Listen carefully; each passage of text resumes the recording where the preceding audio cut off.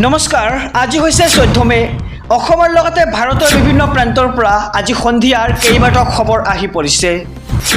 এই মুহূৰ্তত জনাইছো আজিৰ প্ৰথমটো খবৰ নিৰ্বাচনৰ সফলতাৰ পিছতে মুছলমান ৰাজ্যলৈ বৃহৎ উপহাৰ মুছলমান সকলে পাব জাতিৰ পৰিচয় পত্ৰ এক ভাল খবৰ বুলি ক'ব লাগিব মুছলমান সকললৈ যেহেতু এবাৰ মুছলমান সকলে লাভ কৰিব জাতিৰ পৰিচয় পত্ৰ সকলে কৰিব লাগিব মুছলমান সকলক সন্মান আৰু ৰাজ্যৰ কোটি কোটি মুছলমানৰ বাবে মুখ্যমন্ত্ৰী ডক্টৰ হিমন্ত বিশ্ব শৰ্মাৰ ডাঙৰ ঘোষণা প্ৰথমবাৰলৈ মুছলমান সকলক প্ৰদান কৰিব জাতিৰ পৰিচয় পত্ৰ আৰু পঞ্চায়ত নিৰ্বাচনৰ পিছতে ৰাজ্যৰ মুছলমান সকলৰ বাবে ভাল খবৰ দিলে মুখ্যমন্ত্ৰীয়ে মুছলমানে আনুষ্ঠানিকভাৱে লিখিব পাৰিব জাতিৰ পৰিচয় সৈয়দ জলহা আদি সকলে লিখিব পাৰিব আৰু বিজেপিক ভোট দিবলৈ সাহস কৰিছে ৰাজ্যৰ মুছলমান সকলে আৰু ৰাজ্যৰ কোটি কোটি মুছলমানক এবাৰ ভাল খবৰ দিছে ৰাজ্যৰ মুখ্যমন্ত্ৰী ডক্টৰ হিমন্ত বিশ্ব শৰ্মাই আৰু প্ৰথমবাৰলৈ মুছলমান সকলক প্ৰদান কৰা হৈছে জাতিৰ প্ৰমাণপত্ৰ আৰু পঞ্চায়ত নিৰ্বাচনৰ পিছতে ৰাজ্যৰ মুছলমান সকলৰ বাবে ভাল খবৰ দিলে মুখ্যমন্ত্ৰী ডক্টৰ হিমন্ত বিশ্ব শৰ্মাই আৰু মুছলমান সকলে আনুষ্ঠানিকভাৱে লিখিব পাৰিব জাতিৰ পৰিচয় এই মুহূৰ্তত জনাইছো আজিৰ দ্বিতীয় নম্বৰ খবৰটো ভাৰতবাসীৰ বাবে ভাল খবৰ পেহেলগাম কাণ্ডৰ মূল সন্ত্ৰাসবাদী শাহিদ কুৰ্টে নিহতৰ খবৰ আহি পৰিছে ইতিমধ্যে ভাৰতবাসীৰ বাবে এক ভাল খবৰ ক'ব লাগিব কিয়নো পেহেলগাম কাণ্ডৰ মূল সন্ত্ৰাসবাদী শাহিদ কুৰ্টেৰ নিহতৰ খবৰ ইতিমধ্যে লাভ কৰা হৈছে পেহেলগাম কাণ্ডৰ মাষ্টাৰ মাইণ্ড সন্ত্ৰাসবাদী শাহিদ কুৰ্টে ইতিমধ্যে নিহত হৈছে ভাৰতীয় সেনাৰ অভিযানত নিহত সন্ত্ৰাসবাদী শাহিদ কুৰ্টে আৰু TRPFৰ মুৰব্বী আছিল শাহিদ কুৰ্টে জম্মু কাশ্মীৰৰ চপিয়ানত চলিছিল সেনাৰ অভিযান ডেনিছ ৰিজৰ্টত সংঘটিত হোৱা গুলীচালনাৰ কাণ্ডত জড়িত আছিল শাহিদ কুৰ্টেৰ নাম আৰু সন্ত্ৰাসবাদী আছিল নিৰাপত্তাৰক্ষীৰ মাজত হোৱা গুলিয়াগুলিত নিহত আন দুই সন্ত্ৰাসবাদী আৰু সন্ত্ৰাসবাদীৰ বিৰুদ্ধে বৰ্তমানেও অব্যাহত আছে অভিযান পেহেলগাম কাণ্ডৰ মাষ্টাৰ মাইণ্ড সন্ত্ৰাসবাদী শাহিদ কুৰ্টে ইতিমধ্যে নিহতৰ খবৰ আহি পৰিছে ভাৰতীয় সেনাৰ অভিযানত নিহত সন্ত্ৰাসবাদী শাহিদ কুৰ্টে TRPFৰ মুৰব্বী আছিল শাহিদ কুৰ্টে আৰু TRPFৰ মুৰব্বী আছিল শাহিদ কুৰ্টে জম্মু কাশ্মীৰৰ চফিয়ানত চলিছিল সেনাৰ অভিযান আৰু ডেনিছ ৰিজৰ্টত সংঘটিত হোৱা গুলীচালনাৰ কাণ্ডত জড়িত আছিল এই শাহিদ কুৰ্টে আহিছোঁ পৰৱৰ্তী খবৰৰ মাজত মাত্ৰ কেইটামান ঘণ্টা ৱাকফ আইনক লৈ কাইলৈ সৰ্বোচ্চ ন্যায়ালয়ত হ'ব শুনানি মুছলমানৰ বিজয়ৰ বাবে মছজিদে চলিছে এতিয়া ধোৱা এই মুহূৰ্তৰ খবৰ জনাইছোঁ ৰাজ্যবাসীক যে হাতত মাত্ৰ আৰু কেইটামান ঘণ্টাৰ পিছতেই ৱাকফ সংশোধনী বিধেয়ক লৈ উচ্চতম ন্যায়ালয়ত হ'ব শুনানি আৰু মছজিদে চলিছে এতিয়া কোটি কোটি মুছলমানৰ দোৱা কাইলৈ ৱাকফ সংশোধনী আইনক লৈ উচ্চতম ন্যায়ালয়ত হ'ব শুনানি ন্যায়ালয়ৰ আশাত অপেক্ষা কৰিছে কোটি কোটি মুছলমানে আৰু ৱাকফ সম্পত্তি মুছলমানৰ সম্পত্তিৰ অধিকাৰৰ ওপৰত কোনেও হস্তক্ষেপ কৰিব নোৱাৰিব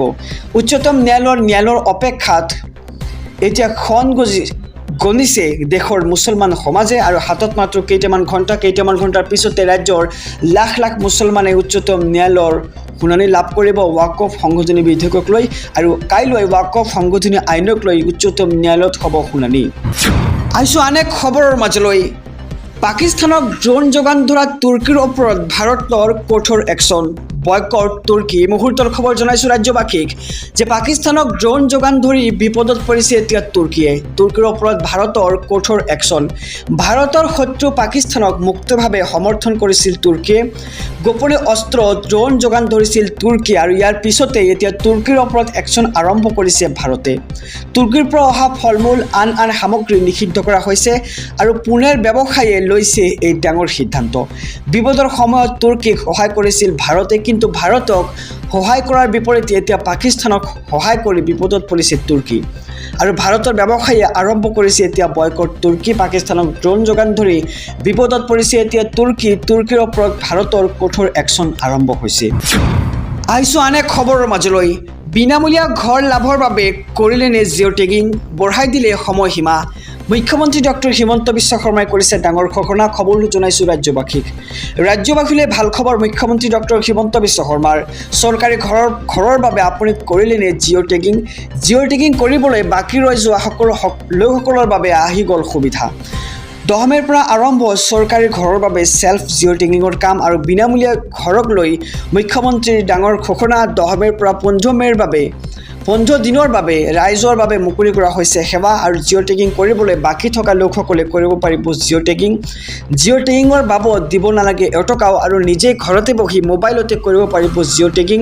সমগ্ৰ প্ৰক্ৰিয়া শিকাই দিলে ৰাজ্যৰ মুখ্যমন্ত্ৰী ডক্টৰ হিমন্ত বিশ্ব শৰ্মাই আৰু ৰাজ্যবাসীলৈ ভাল খবৰ দিলে মুখ্যমন্ত্ৰীয়ে চৰকাৰী ঘৰৰ বাবে আপুনি কৰিলে জিঅ' টেগিং যদি কৰা নাই তেন্তে শীঘ্ৰে কৰক 10 মে'ৰ পৰা আৰম্ভ হৈছে চৰকাৰী ঘৰৰ বাবে সেলফ জিঅ' টেগিঙৰ কাম 10 মে'ৰ পৰা 15 দিনৰ ভিতৰত ৰাইজৰ বাবে মুকলি কৰা হৈছে এই জিঅ' টেগিঙৰ সেৱা আৰু জিঅ' টেগিং কৰিবলৈ বাকী থকা লোকসকলে কৰিব পাৰিব এতিয়া জিঅ' টেগিং শীঘ্ৰে কৰি লওক ৰেচন কাৰ্ডৰ নতুন জৰুৰী কাম অন্যথা লাভ নকৰিব বিনামূলীয়া ৰেচনৰ সামগ্ৰী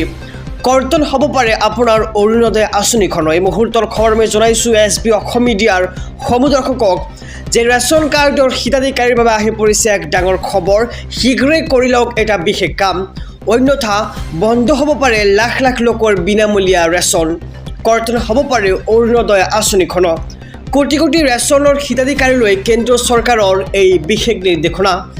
KYC নকৰিলে বঞ্চিত হ'ব বিনামূলীয়া ৰেচন লাভৰ পৰা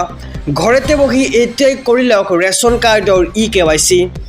প্ৰথমে ডাউনলোড কৰক মেৰা KYC এপ আপুনি কেনেদৰে KYC কৰিব ঘৰতে বহি যদি আপোনাৰ হাতত এটা মোবাইল ফোন আছে তেন্তে আপুনি